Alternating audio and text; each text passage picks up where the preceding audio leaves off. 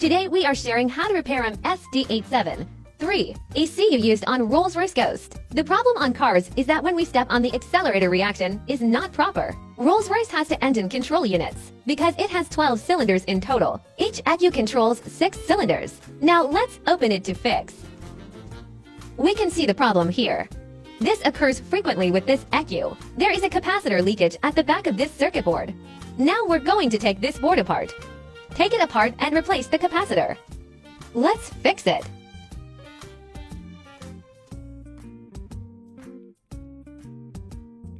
Remove the second layer.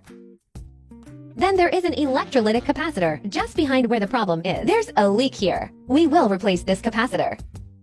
Then clean the electrolyte. Remove the capacitor first. Clean the board.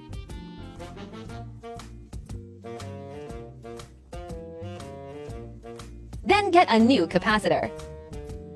Replace it. Okay, now put the second board back. Then install the ECU on car.